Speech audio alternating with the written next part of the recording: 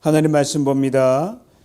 요엘서 2장 18절 32절까지인데 21절부터만 읽도록 하겠습니다. 요엘서 본문은 18절에서 2장 18절에서 32절 21절부터 읽어드립니다. 땅에 두려워하지 말고 기뻐하며 즐거워할지어다. 여호와께서 큰 일을 행하셨음이로다. 들짐승들아 두려워하지 말지어다. 들의 풀이 싹이 나며 나무가 열매를 맺으며 무화과 나무와 포도나무가 다 힘을 내는도다.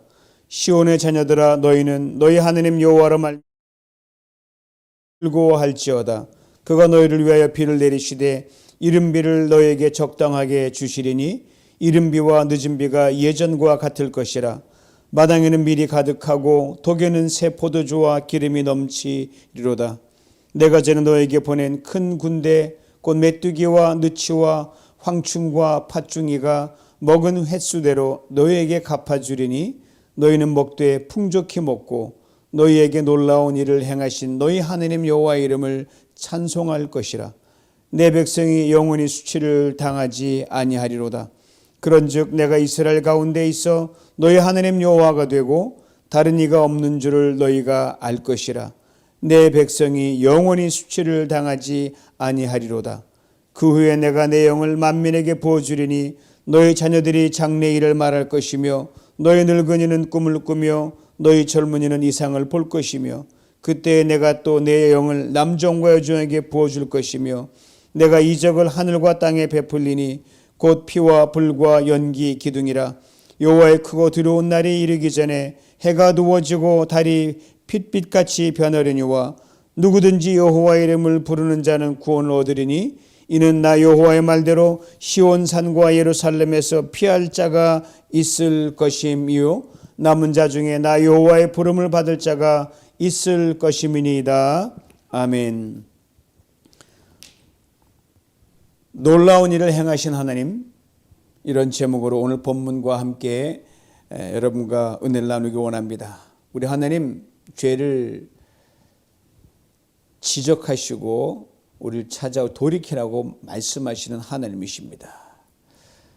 돌이키를 주저하면 하나님 포기하지 않으시고 반드시 돌이켜서 그로 하여금 자기 길을 가도록 만드시기 위해 채찍을 드시고 야단도 치시고 엄중한 징계도 하시는 분이십니다. 그리고 돌아오면 다 받아주십니다. 그럼 하나님의 채찍과 징계는 우리를 버리기 위함이나 저주하기 위함이 아니라 우리를 사랑하시는 하나님의 채찍이다, 이렇게 보시면 됩니다.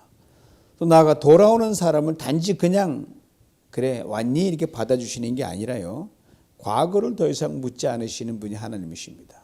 우리 사람은 다시 화해하지 않고 전에 그랬잖아 라고 다시 과거를 리피트하고 그러다 또 갈라지고 그러잖아요. 하나님은 결코 과거를 묻지 않으십니다.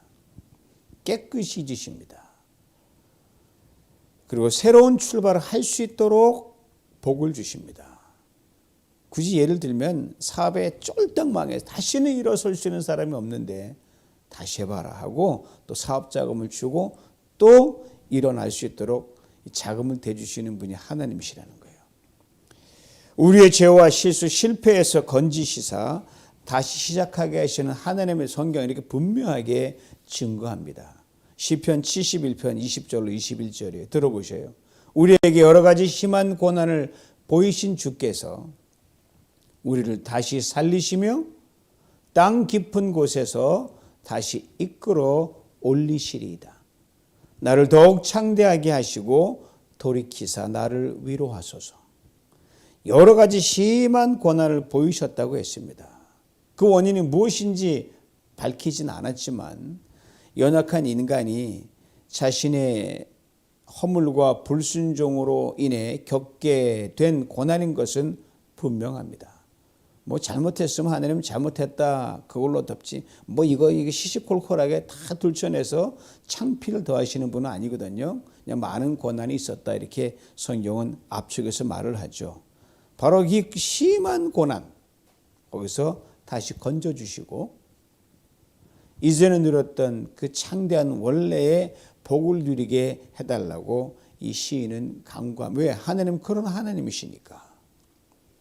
하나님께 드리는 회개 기도가 바로 이 말씀이거든요. 진실한 회개는 여러분 반드시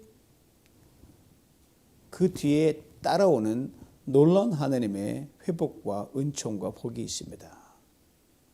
그래야 우리가 살 수 있지 않겠어요? 만신창이가 된 걸 놓고 다시 시작하라 그러면 누가 다시 시작할 수 있겠어요? 힘을 주셔야죠. 새 옷을 입혀주셔야죠.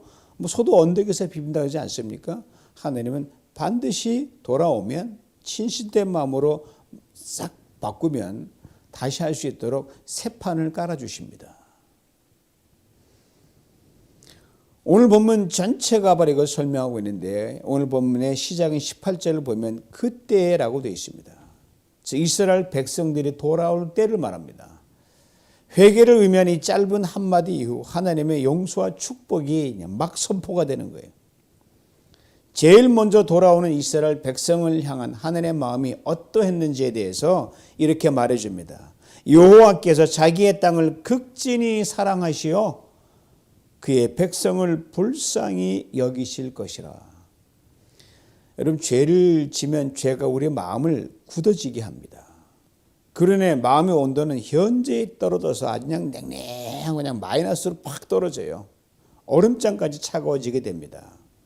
단순히 식어지는 수준이 아니라 꽁꽁 얼어붙습니다. 그러나 죄로부터 돌이키는 회개는요, 이 굳어지고 얼어붙은 마음을 다시 뜨겁게 합니다. 돌이키는 죄인의 마음도 죄인을 받아주는 하나님의 마음도 이 죄와 허물로부터 돌이키는 백성들을 향한 하나님의 마음이 바로 이게 뜨겁다는 거예요. 극진히 사랑하신다는 말이요. 뜨겁게 사랑하신다는 말이에요. 하나님께서 그 뜨거운 마음으로 이스라엘 백성을 다시 구원해 주시는 축복을 요엘 선지자는 두 가지로 말해줍니다. 즉 하나님께 돌아온다는 회개는 하나님과의 관계 정상화를 말하는 거거든요. 그러니까 하나님과의 올바른 관계가 딱 성립되면 끊겼던 하나님의 축복이 다시 공급이 되거든요. 언제나 두 방향입니다. 먼저는 물질적이고 현실적인 축복입니다. 우리 뭐 축복, 예수 믿으면 복 받는다, 뭐 이걸 너무 이렇게 나쁘게만 볼 필요 없어요. 뭐 부가 따라오는 부수적인 거니까 뭐 하나님 주시는 응당 축복입니다. 18절부터 27절까지가 바로 현실적인 축복이에요. 다음은 영적인 축복으로 28절부터 32절 마지막 말씀까지입니다. 회개로 인해 하나님과 관계가 다시 세워진다는 자체가 이 영과 혼이 제대로 딱 서는 거, 정신이 똑바로 서는 거거든요. 그 근본적인 회복 이후에 이어지는 축복의 일반적인 순서는 이렇습니다. 늘 똑같아요. 영적인 관계 회복이 항상 먼저입니다. 그리고 물질적인 축복이요, 다시 거기 함몰되지 않도록 영이 계속 새로워지는 날마다 새로운 진보를 이루어가는 겁니다. 이 축복의 순서를 가장 압축적으로 설명해 주는 그 시편이 바로 우리 모두가 잘 알고 있는 모든 사람이 가장 애송하는 시편 23편입니다. 23편의 시작이 어떻게 됩니까? 여호와는 나의 목자시니 내게 부족함이 없으리로다. 즉 하나님, 내게는 하나님뿐이라는 거예요. 나의 부족이 있죠. 또 풍부함이 있죠. 그러나 그것이 내 우선이나 내 문제와 내 어떤 그 강렬한 어떤 나의 니드의 우선순위가 아니라 하나님 당신이 나의 넘버원 프라이어리티입니다. 이거예요. 바로 하나님과 자신과의 관계 재정립입니다. 이게 최우선이에요. 뒤바뀌면 안 되는 거예요. 내 인생의 주인이 내가 아닙니다. 바로 하나님이십니다. 이어지는 부분이 어떻게 돼요? 그 다음 순서가 자동으로 내려가요. 그가 나를 푸른 풀밭에 누이시며 쉴만한 물가로 인도하시는 도다. 기가 막힌 이 목가적인 그림이 그려지지 않습니까? 보세요. 푸른 풀밭이라 그랬어요. 물가라 그랬어요. 양들이 살기 위해 꼭 필요한 물과 푸른 풀밭입니다. 육신의 필요를 하나님이 채워주신다는 거죠. 육을 입고 있는 우리에게 하나님이 안 채워주시면 다 죽잖아요. 그리고 이렇게 이어집니다. 내 영혼을 수생시키시고 자기 이름을 위하여 의의 길로 인도하시는 도다. 영적인 갈증을 풀어주십니다. 텅 빈 영혼을 가득 채워주시는 하나님이라는 고백입니다. 바로 이 축복의 일반적인 순서가 오늘 본문에도 그대로 적용이 됩니다. 하나님께로 돌아옵니다. 왜? 하나님 당신 아니면 저 죽습니다라고 돌아오는 거예요. 돌아오는 이스라엘 백성들을 뜨겁게 맞이하면서 이미도 황폐해지고 기근이 든 땅을 고치시고 회복시키시고 황무지를 개간하여 거기서 풀이 나게 하고 열매가 맺게 하는 겁니다. 저들을 다스렸던 그 강한 군대들 다 내어 쫓으십니다. 요엘에서 시작에 언급됐던 메뚜기 재앙으로 땅이 황폐해졌거든요. 기근이 들어가지고 엄청난 고생을 했더란 말입니다. 아신 대로 이스라엘 백성, 정확히 말하면 남쪽 유다 왕국의 백성들의 생계는 농업과 목축업이었습니다. 저들에게 다시 내리는 비는 생명입니다. 기쁨입니다. 23절 말씀이 이것을 잘 말해줍니다. 시온의 자녀들아 너희는 너희 하나님 여호와로 말미암아 기뻐하며 즐거워할지어다. 그가 너희를 위하여 비를 내리시되 이른 비를 너희에게 적당히 하게 주시리니 이른 비와 늦은 비가 예전과 같을 것이다. 예전에 이른 비와 늦은 비가 안 내리면 죽었거든요. 그게 멈췄는데 예전처럼 그런 비가 내릴 것이라는 거예요. 이스라엘 사람들은 지역적 여건상 가을에 파종을 합니다. 이듬해 늦은 봄에 추수하는 농업 방식이었어요. 씨 뿌리는 파종기인 10월에 씨앗에 발을 심어놓으면 물을 줘야 되잖아요. 우리 밭에 딱 씨를 심고 나서 물을 이제 초보를 주잖아요. 그게 바로 이른 비입니다. 가을에 내리는 비예요. 추수 전인 3월경에 내려서 농작물이 막 자라는 비가 많이 내려와가지고 그냥 비가 풍성히 내려와야 돼요. 이거는 봄비죠. 늦은 비입니다. Spring rain이에요. 이 이른 비와 늦은 비가 제때 내리는 것을 이스라엘 백성들은 하나님 우리에게 축복해 준다고 생각해. 조만큼만 제때 내리지 않으면 그 병충해와 그 식물이 잘 자라지 못합니다. 이 비들이 한동안 내리지 않다가 이제 다시 내리게 될 것이라고 말씀하고 있는 겁니다. 그리고 그로 인해 논과 밭의 풍성함이 넘치게 됨을 이렇게 말해줍니다. 22절과 24절이에요. 들에 풀이 싹이 나며 나무가 열매를 맺으며 무화과 나무와 포도나무가 다 힘을 내는도다. 마당에는 밀이 가득하고 독에는 새 포도주와 기름이 넘치리로다. 그리고 이 풍요가 어떤 것인지 25절 말씀 분명하게 설명합니다. 내가 전에 너희에게 보낸 큰 군대 곧 메뚜기와 느치와 황충과 팥중이가 먹은 횟수대로 너희에게 갚아주리라. 횟수대로란 말 두 가지 해석이 가능하죠. 먼저는 메뚜기 재앙이 여러 해에 걸쳐서 반복되었다는 것을 의미하고요. 다른 하나는 메뚜기 재앙이 여러 해가 반복되지 않고 한 해 뒤에 정도 있었는데 그 피해가 너무너무 커서 여러 해 동안 계속 그 여파가 미쳤다는 걸 의미합니다. 상상을 초월할 만큼 피해가 심했다는 것이죠. 거기다 설상가상으로 강한 군대가 막 밀어붙여 와가지고 다 뺏어갑니다. 초토화를 시킵니다. 이 엄청난 지난 세월의 고생과 그 가난과 이 피폐함, 이거를 고생한 게 100이라면 100만큼 내가 돌려줄게. 물론 100 플러스죠. 살다 보면 어느 정도의 손실은 이전처럼 복구 가능하지만 여러분, 상상하시면 조금 복구돼도 그냥 무너집니다. 이전으로 돌아가는 불가능해요. 그러나 하나님께서는요, 어떻게 망가지든 그 망가지면 아무리 크더라도 인간의 계산으로는 계산이 안 나와요. 복구 불능. 아무리 노력을 쏟아 부어도 안 됩니다. 하나님께는 원상복구가 가능합니다. 사람은 원상복구를 못해요. 이것을 지금 말하는 거예요. 횟수란 말은 7년 고생했냐? 7년 그대로 돌려주고 다시 시작 이 말이에요.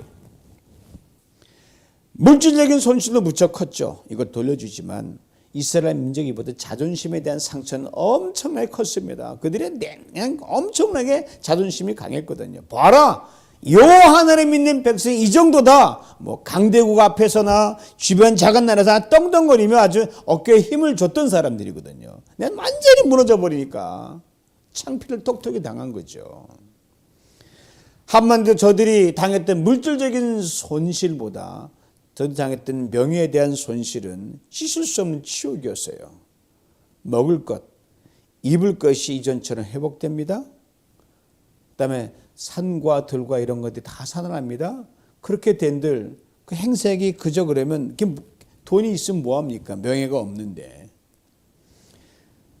저들을 바라보는 사람들의 평가 등급은 에이 니네들이 뭐 이름이 늦으면 내서 전처럼 수학 거둬도 너희들이 C등급밖에 안 되라고 하면 그냥 C등급밖에 안 되는 거예요. 하나님이 이것까지 돌려놓으시겠다고 너희 C등급에서 A등급으로 올려놓겠다고 말씀하시는 거예요. 다시는 너희가 나라들 가운데서 욕을 당하지 않게 할 것이다. 얼마나 멋진 말입니까? 내 백성이 영영이 수치를 당하지 아니하리라. 여러분 좀 못 살아도 당당하게 살게 하는 것 이게 가장 커요, 여러분. 남의 나를 함부로 대하지 않는 그런 존재? 돈 좀 없으면 어때요? 그 사람 보면 내가 돈이 없어도 전 내가 환경이 그래도 아, 그 사람 대단해. 이런 프라이드를 하나님 우리를 지키는 것. 이게 중요하거든요. 여러분 한국의 IMF 뭐 꽤 오래되지만 당했을 때 얼마나 창피를 당했습니까? 나라 살림이 바닥난 것보다 신용평가기관이 이 한국에 내렸던 가혹한 평가는 정말 지금 생각해도 열불이 나요. 그 조그만 과거의 구멍가게 같은 신용평가기관들이 커가지고 아주 그냥 갑질을 하는데 얼마나 속상했는지 몰라요. 지금도 생각하면 화가 나죠. 오죽하면 IMF를 한국을 낙제라 그랬을 거예요. IMF. 기준 미달이라 우리도 그렇게 스스로 자주 섞인 말로 스스로 평가절하했고 뭐 밖은 난리가 났죠. 그때 한국과 그 근처 주변 국가들을 우리를 향해 비아냥거림 견디기 힘들었습니다. 그때 우방이고 뭐고 내가 푹 주저앉으면요 동맹국 필요 없어요. 내가 힘이 있고 내가 잘 있고 내가 프라이드를 잃지 말아야 되는 거예요. 그 엄청난 걸 겪고 여기까지 왔으니 참 꿈만 같죠. 지금 어렵지만 얼마나 감사한지 모릅니다. 하나님의 특별한 은혜로 여기까지 온 거죠. 우리 민족을 정말 불쌍해 주신 거죠. 다시는 그런 수모를 겪지 않았으면 좋겠고 지금도 많이 이런저런 회자되지만 결단코 그쪽으로 가서는 안 될 것 같습니다. 하나님은요. 개인이 돌아오든 민족이 돌아오든 그때 많은 눈물을 흘렸어요. 주님 돌아올 때 반드시 회복시키시고 원상복구를 시켜주십니다. 잃어버린 세월이 얼마가 됐나 할지라도 명예 갚아주시고 우뚝 세워주십니다. 다시 새롭게 시작하게 하십니다. 이것을 잊지 말아야 됩니다. 이런 완전 복구, 명예 회복에 대한 약속이 이어서 하나님의 또 놀라운 축복을 예배해 놓으셨다고 요엘 선지자는 또 선포합니다. 오늘 보면 28절부터 32절까지인데 28절, 29절만 봅니다. 현대인의 성경 읽어드립니다. 그 후에 내가 성령을 모든 사람에게 부어주겠다.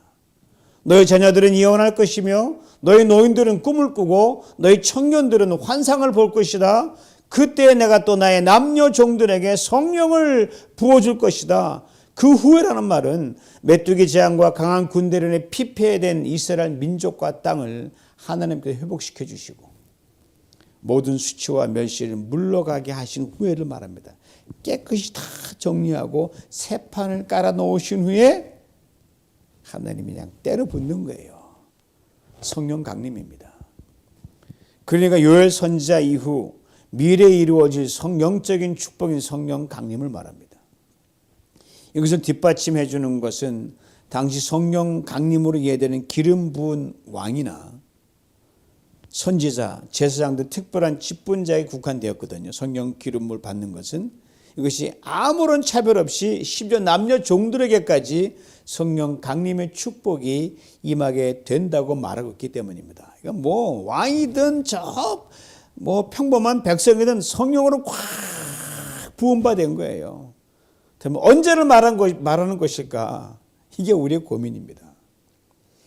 요엘 선지자 이후 이처럼 남녀 종들에게까지 성령이 임하는 일은 없었습니다. 사실을요. 그러다가 신약시대 성경의 기록상으로 볼 때 신약시대에 들어와서 부활하신 예수님께 하늘로 올라가신 후 제자들이 예수님 말씀을 약속된 성령을 기다리며 마가의 다락방에 모여서 온전히 기도에 힘쓸 때 성령이 모인 사람들이 뜨겁게 임하는 일이 벌어집니다. 그때 모인 사람들이 바로 요엘서에서 말한 남녀 종들과 별반 차별이 없었던 사회 주변인들이었거든요. 당시 성령 강림으로 가장 두드러진 현상이 언어 방언이었습니다. 당시 일반 사람들 사용했던 아랍말을 하던 사람들의 입에서 전혀 다른 원근 나라와 지방의 말이 막 터져 나오는 거예요. 베드로의 입에서 별말이 막 튀어나오는 거예요. 근데 그 말을 이해하는 사람들이 와서 보니까 저 사람들이 하는 말 내가 아는 말을 하거든요. 그 말을 못 알아듣는 사람 무슨 말인지 몰랐거든요. 깜짝 놀란 거야. 아니 베드로 저 무식쟁이가 내 나라 말을 해? 그래서 베드로가 일어나서 거침없이 그의 첫 번째 설교를 하게 됩니다. 그러면 저들이 보는 이 놀라운 광경이 바로 오래전 하나님께서 요엘 선지자를 통해 약속했던 그 말씀이 오늘 이루어진 것이라고 베드로가 요엘서 말씀을 가지고 사도행전에 설명을 하는 장면이 나옵니다. 그런데 당시 마가의 다락방에서는 요엘이 말한 예언, 꿈, 환상에 대한 현상도 없었습니다. 성경 기록으로 봐서. 분명 문자적으로 동일한 현상이 일어나지 않은 것은 분명합니다. 그러나 베드로가 오순절 성령 강림의 사건을 요엘 선지자의 말을 인용하여 설명한 것은 잘못된 것일까요? 그렇지 않습니다. 같은 성령이지만 역사와 현상은 다르게 나타날 수 있기 때문입니다. 베드로는 요엘이 말한 징조와 기사가 자신들에게는 하나도 나타나지 않았지만 일자무식인 갈릴리 어부 출신들, 당시 바닥 인생을 살았던 천민 수준의 별 볼 일 없는 사람들의 입에서 유창하게 외국어가 튀어나오는 이 놀라운 일은요, 하느님의 영인 성령이 충만한 현상이 아니면 결코 일어날 수 없기에 모든 사람들의 성령을 물붓듯 부어주신다는 요엘 선지자의 예언이 당시 마가의 다락방에 모인 사람들에게 성취된 증거라고 바울이 요엘서 말씀을 가져와서 탁월하게 해석을 내렸습니다. 똑똑한 베드로입니다. 당시 요엘이 놀라운 성령 충만을 예언했을 때 사람들은 이것이 무엇을 말하는지 전혀 알지도 못하고 깨닫지도 못했습니다. 요엘 자신도 마찬가지였을 것 같아요. 그런데 세월이 흐릅니다. 오늘 본문의 표현을 빌자면 그 후에 예수 그리스도의 십자가와 죽음과 부활 사건을 통해 본격적으로 성령이 온 나라와 민족과 백성들에게 물붓듯 부은 바 되었습니다.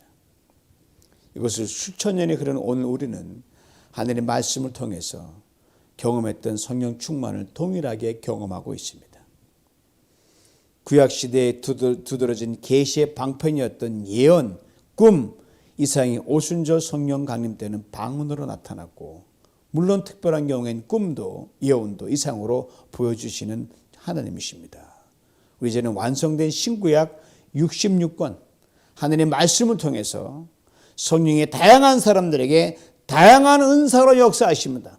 베드로와 똑같은 경험, 바울과 똑같은 경험, 여러분 그거 강구하지 마시고 이미 그걸 보고 이 베드로의 하나님이 나 하나님 이것만 알면 끝이에요. 그냥 성령이 동일하게 역사하시고 하나님 움직이시는 거니까. 이 말씀을 가까이 하고 깊이 묵상하면 미래의 길을 보여주십니다. 고작은 인생의 사건 속에서 하나님은 당신의 뜻을 계시해 주십니다. 가장 큰 성령의 역사는 말씀을 통해 사람의 인생이 확 바뀌는 거예요.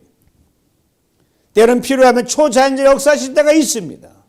그러나 그 어떤 천지개벽 같은 사건도요, 한 인간의 인생이 변하는 것보다 결코 크지 않습니다.